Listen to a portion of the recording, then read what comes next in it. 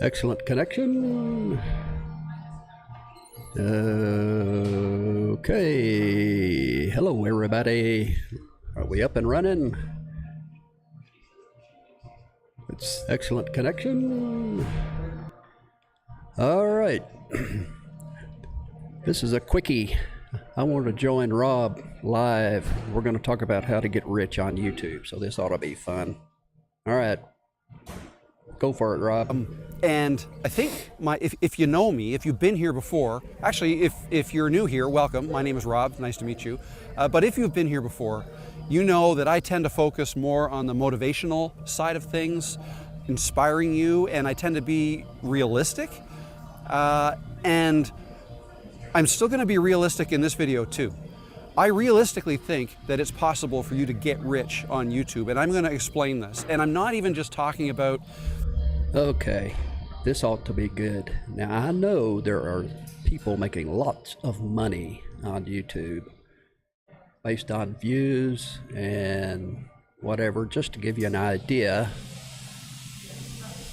I'm going to pull up ChatGPT because I was asking ChatGPT just about this earlier because I wanted to know. Well, let's see. Certainly it kept it. Here we go. Just to give you an idea. Now I want you to read this.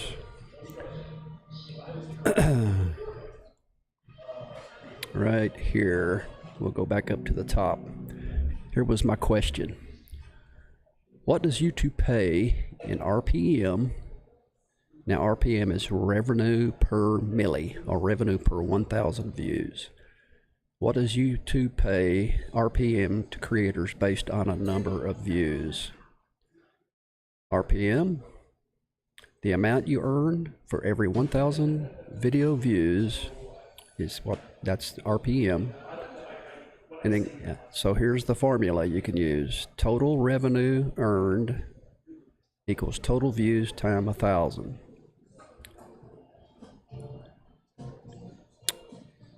Divided by total views times 1,000. So it's total revenue earned divided by total views times 1,000. That gives you an idea. And he's got a breakdown here. You can see for the different categories. And right now I have my channel set on entertainment, and you'll see it's about $1 per 1,000 views. If you're on education and finance are the ones that make the most money. Digital marketing, finance, $20 or more per 1,000 views, $5 per 1,000 views. Some revenue sources say typical creator earnings via YouTube ads might be in the $4 to $25 per 1,000 views. And of course, this is once you get monetized. You got to get monetized, which means you're going to have to get 1,000 subscribers, and I think it's 4,000 watch time hours within a 30-day period. So if you get, say, 100,000 views on a video and your RPM is $5, you earn about $500. If your RPM is higher, say $10 per milli, per 1,000, then for 100,000 views, you make $1,000. So this is what I want to see what Rob has to say. See if he goes over some of this to see what he has to say. Oh, you can get rich by, freedom of your time, fulfillment, enjoyment, that's a rich feeling. That's not what I'm talking about. I'm talking about financial wealth driven by YouTube. It is possible. It's not easy, but it's possible, and I want to talk about that in this video. I'm going to talk about what does it mean to be rich or to get rich on YouTube. I'm also going to talk about the 7-step blueprint that you kind of have to go through if you want to get rich on YouTube. All right, so if that's interesting to you, if you find that interesting, stick around. I don't recommend you telling your friends and family that you're going to get rich on YouTube because they're not going to believe you. Most people, in most cases, our friends and family don't share the same dreams we have, and that's okay. YouTube is not for everybody. And in the vast majority of cases, I got to be crystal clear here, the vast majority of cases, people do not get rich with YouTube. All right, it ends up being a hobby. In a lot of cases, in most cases, it ends. Okay, well, what do you think? It's a question for you. What do you think are the numbers here? What are the percentages? How many of the millions of people who are creating videos on YouTube, how many of them are making money? 5%? 10%? Think about that, because there are millions of people creating millions of videos and uploading them every day on YouTube. So how many of them, on average, do you think are monetized, number one? That's the first step. You got to get monetized. And then number two, how many are making enough money to really call it a job or career? Ends up being a hobby that people end up quitting on, okay? I want you to try to avoid that. And to avoid that, you have to be doing this for the right reasons. All right, so first of all, what is it? Creative freedom, the freedom to do what you want to do creatively, create whatever videos you want to create. Okay, so those are kind of givens. But what I want to talk about here is financial freedom. What does it mean to be financially free?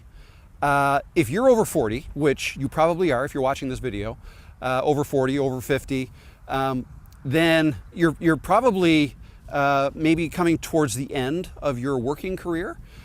Maybe you've set yourself up well. Maybe you haven't. Okay, maybe you have a nest egg you can retire with. Maybe you have no savings at all. Okay, so financial freedom is going to mean something different for everybody.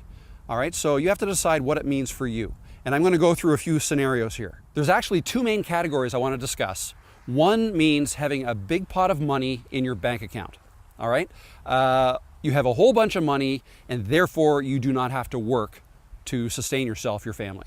All right, that's the first one. The second one is having a large enough recurring, say, monthly or annual income because you work. Okay, those are two distinctly different scenarios. All right, let's talk about the first one. The first one, having a large sum of money in your bank account. Maybe that sounds great. It does sound great on the surface, but if you really think about it, it might not be. Let's think about lottery winners. Somebody who wins, say, $1 million, $5 million, whatever, would seem to be lucky, right? And yeah, in some respects they are. In a lot of respects they are. That would be great, we all think. But if you, and I don't know, there's probably some official stats, but people who win lotteries like that or come across a large sum of money, how are their lives typically affected?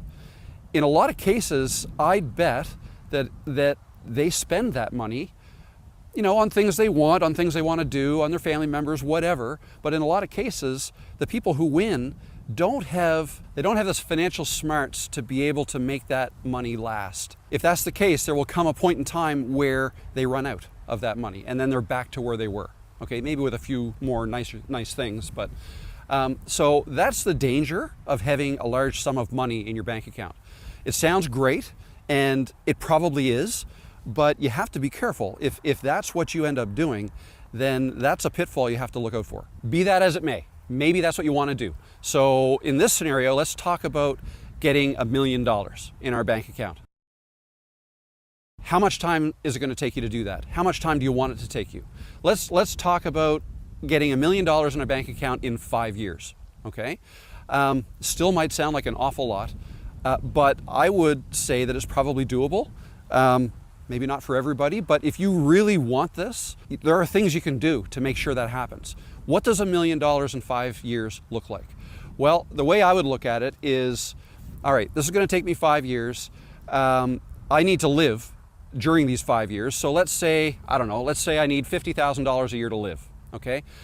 So really, to get $1 million in my bank account at the end of 5 years, I'm going to have to earn $1 million plus 50,000 times 5, that's another 250,000. So $1.25 million in my bank account, not in the bank account at the end of the year. But anyways, got to earn or get revenue 1.25 million over 5 years. All right. So how do we do that? One way to look at it is if you can make a $100 product, you need to sell it $12,500. Well, now, wait a minute, Robert. Are you going to talk about taxes? To get $1 million in the bank in 5 years, Uncle Sam's going to get a big chunk of that. So you really need to make more than $1 million to end up with $1 million in the bank, right?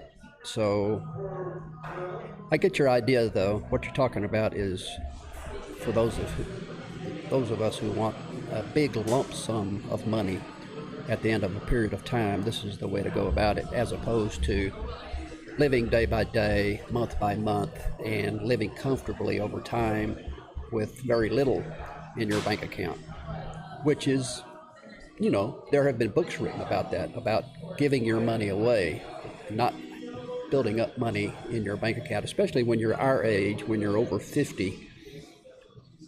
What good's it going to do me to have a big lump sum of money in the bank account unless I've got a lot of relatives I want to give the money to when I die? Otherwise, just give it all away. All I want to do is live comfortably until the day I die. That's the basic idea, as opposed to working on a big lump sum of money. 500 times, all right, over 5 years. All right, so that means, what does that mean? 2,500 sales per year, or 210 sales per month over the course of 5 years. Now, if you're just starting your plan now, understand that as you grow a business or as you grow your YouTube account channel, it would make sense that you'll be earning more towards the end of that 5 years than in the beginning. Okay, so you do not have to start off making 210 sales per month right out of the gate. All right, you've got some time, but that's the way you should think if that is your goal, driven by YouTube. Maybe you want to have a larger goal. Maybe you want $5 million in the bank, and let's say you've got 10 years to do it. You want, like within 10 years, you want $5 million in the bank. So using the same math, we need $50,000 a year to live on. So that's $500,000 over 10 years, okay? So our 5 million becomes 5.5 million. And to achieve that, selling a $100 product again over the course of 10 years, we need 55,000 sales, or 5,500 sales per year, or 460 sales per month. That's a lot, but it's doable with the right product that you put the right, time in investing or investigating what it is your audience wants, how you can help them, things like that. What I think is a better way to look at this scenario is creating a $500 product, because if you do that, then you only need 11,000 sales over 10 years. That's 1,100 sales per year, or 92 sales per month of a $500 product. That'll get you to $10 million in 10 years. So you need to understand those numbers. Now, the next scenario is not getting a lump sum of money in your bank account, but maybe for some people, being rich just means having a consistent, recurring revenue stream or income. So maybe for you, that's $100,000 a year. All right. Let's say, for argument's sake, $50,000 a year is what you need to live on. So therefore, $100,000 a year would give you a little extra, a lot extra, minus taxes. But if that's your goal, and if you can achieve that by doing something you love to do, okay, that's the key, because then you're not even working. Like if what you do is what you love to do and you can make money doing that, and if it's something that you would probably do anyways, even if you weren't making money from it, then to me, that's becoming rich, okay? That's the way I look at it. So let's say you want to be able to make $100,000 a year. The way to break that down, I think the best way to break that down is just to simply think of, if you could get 1,000 true fans, and I forget who once said this, but it makes a lot of sense. 1,000 true fans to buy something from you for $100, okay? If you can do that every year, 1,000 times 100 is 100,000, okay? That's $100,000. All right, so if you can think along those lines, that is another way to get rich, and what I think is the best way. All right, now remember, when you're starting your channel, it's going to start slow. No matter what you're doing, things will start slow, but over time, things should pick up if you're putting time and effort into it. Okay, so what he's talking about here, obviously he's he's broken this thing down into 2 goals. And so we have to decide, what do we want? Do we want a big chunk sum of money at the end of a period of time, or do we want to just live day to day, month to month, year to year comfortably until the day we die? And I think for me, in my situation, being over 50, with no kids, really no family who I'm going to leave money to, what I do with my money is going to be to live comfortably, number one, and number two, do the things that I'd like to do over time, travel, whatever it may be. And then on the day I die, I don't want to leave any money anywhere. I'm either going to give it all to charity, or I'm going to have spent it on myself. And I don't want to die with a huge estate full of money, because I've really got nobody to give it to. So that's my situation. And if I hear Rob say that's the approach he's taking, is he feels like you're rich if you can live comfortably up until the day you die, as opposed to trying to build up a huge bank account. It and you're trying to learn. So let me now get into the blueprint, the 7-step blueprint on how to achieve this. You need to build an audience who trusts and values you, okay? Your opinion, the videos you make, whatever it is you talk about, right? You need to build this audience, okay? Because that will, in the future, feed whatever business you end up developing around your YouTube channel, okay? All right, I want to stop there because Gary Vee has said, and I believe it, that the only thing we have left in this day and age in terms of marketing is ourselves, personal branding.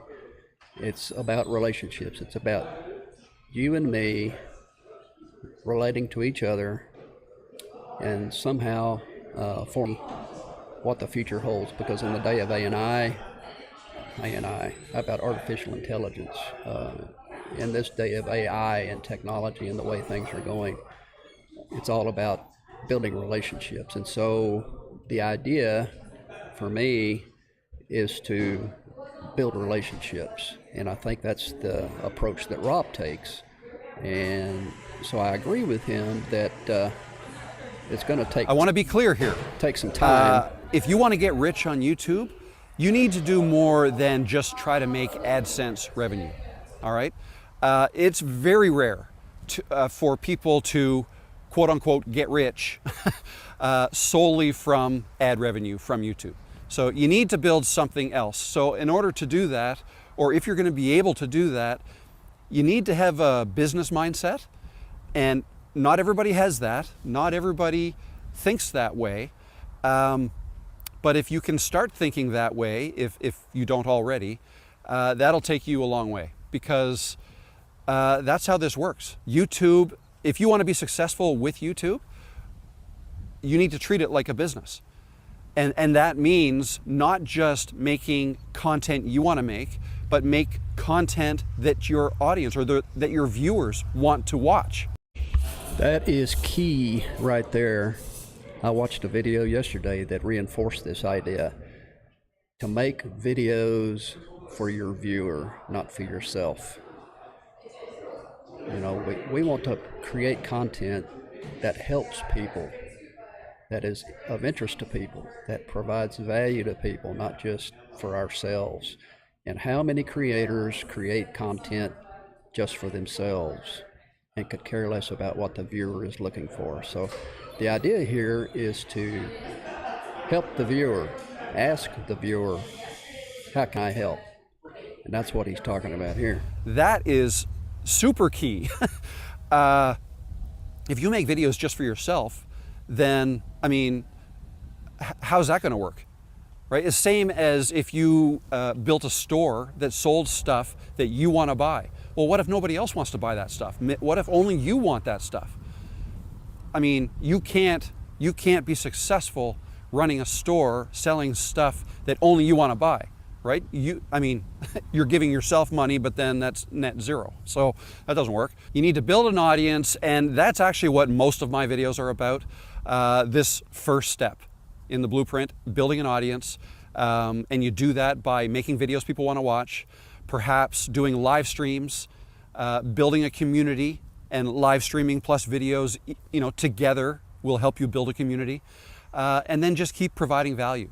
Give stuff away for free, whether it's your value or you create, freebies like checklists or spreadsheets that people can download that help them out.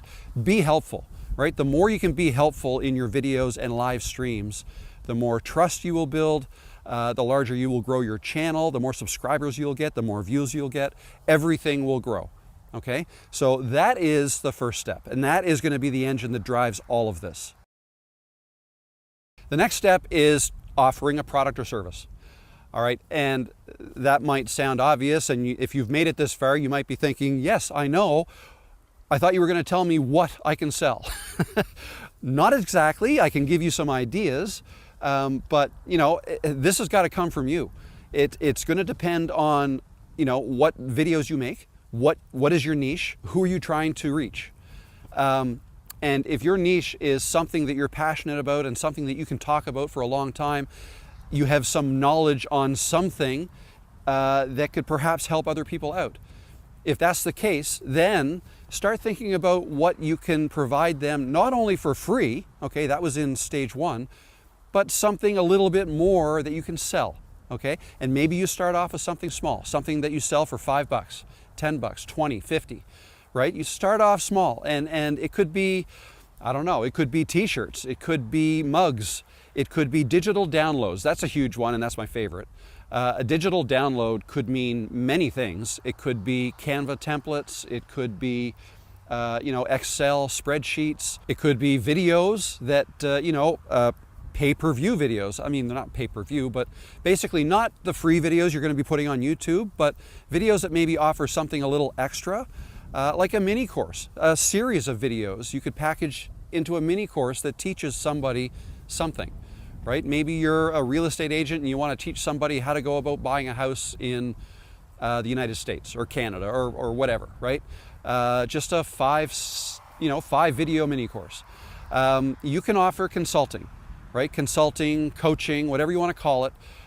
It could be just one-on-one individual calls. That's something that I do. Or you can put together a more robust program. Okay, that gets a little more complicated, but it's an example of something you can do. And then you're probably talking higher ticket items, things that are $500 or even much more than that. And in figuring out what product or service to offer, know that can change over time, and know that you can add to it over time. Okay, what you offer in the beginning, and when I say the beginning, I mean the first thing you're going to do is start your channel and start building an audience. You don't need to have anything for sale right off the bat, but once you have a product, maybe it's a few months down the road, 6 months, a year, whatever your timeline allows you to do. That doesn't have to be the last thing you ever offer. So maybe you start with a $5 product, and after a month or two, you offer something for $50 or something for $100 or, right? So it can change over time. Once you have several products, you can bundle them together and offer them in a bundle, for a discount, right? There are all kinds of different things you can do. And your videos, your YouTube videos and your live streams, and if you want to, create a newsletter or anything like that to try to keep your audience engaged. And when I say newsletter, you'd have to have a mailing list, right? I mean, there's all kinds of different ways to do this. And you would just keep people informed as to what you're doing and what you have to offer, all the while offering your free stuff as well. Like don't stop offering your free videos, because in most cases, that's all your audience is ever going to be interested in. And that's okay. All you need is a small percentage of your audience to be interested in something more that they would be willing to pay you for. Well, this brings up a whole slew of new problems, though. When you start adding additional services and products, you've got to keep making videos. You've got to be making content, and that takes a lot of time. So just exactly where are you going to find the time to do these other things, like courses and digital products and all these other services? For me, it seems to me the best way to go is to build a community and then for a fee offer consulting or coaching, because that way it doesn't take any more preparation necessarily on your part or my part. What we're basically doing is meeting with people one-on-one or with Zoom calls and just talking over the developing of a business. And it doesn't take a whole lot of preparation as opposed to sitting down and having to write out a course. And it's more of a long-term situation. You're offering a person to work with you on a regular basis over a period of a year rather than selling them a course. And I think that's a better approach for me anyway. Multiple streams of income or revenue? I say no to that. A lot of people push that idea, and I've mentioned it too. You can have multiple sources of income. But if you truly want to be successful in business and on YouTube, you need to focus hard on one. Okay, you need to, now maybe there's going to be several streams that kind of lead you towards that one. All right, like maybe your ultimate goal is to offer a coaching program over several months, and it's going to be several $1,000s that you sell. But before you get there, there's other steps you need to take. Maybe you're going to create a small course or offer one-on-one coaching, things like that, right? And that's fine. Maybe you get into affiliate marketing, and that's fine. You can make some money there. Or, I mean, maybe affiliate marketing is the one you want to focus on, and if so, you know, your videos are going to be a little bit different than, say, mine, where I don't focus on that. But plenty of people do focus on that and do very well. So you need to pick one, whether it's affiliate marketing, coaching, consulting, courses, products, merchandise, other digital downloads like templates, whatever it is, whatever you want to sell a lot of to get rich, that is your main focus. Now, how do you get there? That's going to be up to you. Step 4 is having one of your videos going viral. No. If it happens, great, you know, and not even great, like small cap, yay, if you go viral with a video. That is not really going to move the needle when it comes to building a sustainable business that's going to get you rich, either annually or big lump sum of money at the end. Going viral is going to be a blip in all of your numbers, your views, subscribers.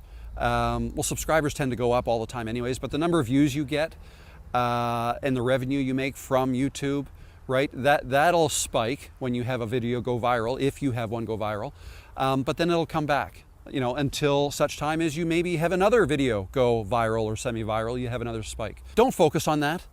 That is not necessary, and it really doesn't move the needle that much. All right, I've had a viral video, and it was great because it happened for me in month 2 of being monetized. But you know, it wasn't earth-shattering, life-changing money, and within a month or 2, I was right back to probably where I would have been had I not had a video go viral, right? So don't focus on that, and you know, that means, thought I heard somebody. That means don't be upset when your videos don't perform like you hoped they would. Okay, like for instance, when you publish a video, in YouTube Studio, you can see it'll be ranked as a number whatever out of 10. Okay, have at least 10 videos posted. It'll tell you, okay, this video you just posted, it's a number 3 out of 10, meaning at this point in time. So whenever you look at this stat, the number of views you have ranks 3rd out of your last 10 videos. Okay, so every time you post another video, the 10th one or the 11th one falls off, and it'll give you a new number ranking out of your last 10. And people say, oh, I want to get number 1 out of 10 every time. And I've fallen victim to that too. I've often thought that, you know, and I still to this day get a little bit excited when I have a video do that well. But does it really matter? In the grand scheme of things, no, it doesn't. It's a little bit validating, I guess, that my audience likes that video, and in some cases it might steer me in terms of what content do I make next. If I know that content, if that was slightly different than what I usually make, well, then maybe I should make more like that, right? Because again, one video is not going to move the needle, but several will. Okay, if I stumble across, you know, a new topic, if I pivoted a little bit and it worked, well, then maybe I make some more like that, and all of my future videos, or most, might level up as well. So that would be different. That would be okay. But one viral video getting like 1 million views, again, it's a nice thing, but it's not going to move the needle if we're talking about long term. Yeah, I agree. Rob, it's about consistency. It's about creating content each day on a number of different platforms, including YouTube, and being consistent with your creation of videos. And it really boils down to being that simple. You're creating content that is useful to viewers, and you're doing it consistently, day by day, and regardless of the analytics, that will take care of itself. Financial wealth. So number 5 is think long term, right? So that's, I pretty much covered that in what I just said. Think long term. Don't get wrapped up in the numbers, the day to day, the week to week, you know, results in your videos. Yes, you do want to study them and try to figure out how to keep making your videos better, but don't get too wrapped up in it. Think long term. Let's just move on. Step 6 is to learn and revise. Learn from all of your videos. Every time you post a video to YouTube, you need to learn something from it. All right? You can learn something about your audience. You can learn something about yourself, right? What types of videos do you like to make? Maybe you've learned that you don't like to make that type of video. Maybe you learned that you do like to make that type of video. Maybe you learned something new in the editing process, right? Maybe you've leveled up your editing because of making that video. If so, that's great. And if so, maybe your next video, you kind of use that new knowledge. Okay, so you always have to be learning. If you can learn something new from every video you make, again, whether it's something new about how to video edit, or how you talk to the camera, or if it's something new about your audience that you learned in the comments maybe, right? If you can learn something with every video you make, then just imagine what you can learn after 20, 50, 100 videos. You probably can't imagine, right? Because that's in the future. So learn from all your videos, make revisions. And when I say make revisions, I just mean in your future processes. I don't mean go back and change past videos. Like, let's say you make a video and it did not perform well, or the thumbnail did not perform well. I'm not big on going back and changing old thumbnails or titles or videos, or deleting videos even. I don't do that ever. Even if you don't like it, just leave it up there. It's okay. It's going to be a marker. Now, what you can do with your old videos is create shorts. Let's say you create a 15 or 20 minute video. Go back over last week's content and make some 60-second shorts or 45-second shorts, pulling content that is good out of those videos, and then create a whole slew of shorts coming off of your old videos. You upload a bad video, or one that you deem bad, leave it there. It's a marker that you can always refer back to and say to yourself, wow, I'm better than that now. And that's a great thing. The last step is to simply enjoy. You have to enjoy all this. I'm going to start to walk. If you enjoy this entire process of making videos and building a business, you know, with YouTube as the backbone of the business, all of this will go so much smoother, and it'll never feel like work. Okay? That's the ultimate goal, isn't it? If we don't want this to feel like work, if we want to get rich, right, then for some people that means not working. Well, if you really enjoy making the videos and growing your business, then are you really working? I probably put 60 plus hours a week into my YouTube channel and business, but I don't consider any of it work. Like, sometimes I think, okay, no, I have to do that and I have to do this and that, but I might say I have to, but it's because I want to. You know. Yeah, that's very true, Rob. We talked about this morning on our live broadcast about falling in love with your passion and staying in love with your passion when things are going badly. So the idea here is, if you love making videos and you love creating, you try to improve, you try to revise, you try to learn, and you keep moving ahead because you love what you're doing. And like Rob, I love creating videos. I don't have a boss that I report to. And now we're talking about the fluffy side of being rich, time freedom, right? Freedom of creativity. I have that. I can make videos whenever I want. Right now it is, I think it's around 3 p.m. on a Monday when most people I know are at work. If they haven't retired, they're at work working for somebody else who doesn't want them to leave until 5 p.m. Right? I don't have to worry about that. I have creative freedom. I can make videos about whatever I want. I choose to make videos that I think my audience want to watch, videos that I think will help my audience. That's kind of the driver behind what I do. But it's a choice, right? I'm choosing to do this, and I love it. And the financial freedom will come. That may or may not be a goal, but I suspect that if you clicked on this title and this thumbnail, you want to learn.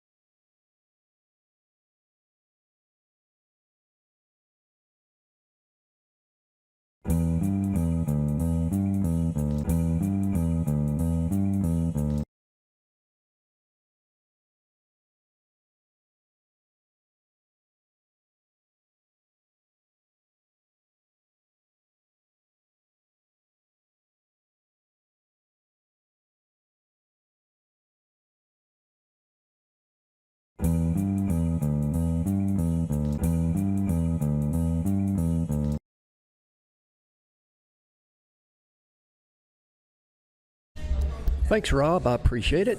It's been fun hanging out with you. Now, this was a quick, on the spur of a moment, live shot with Rob.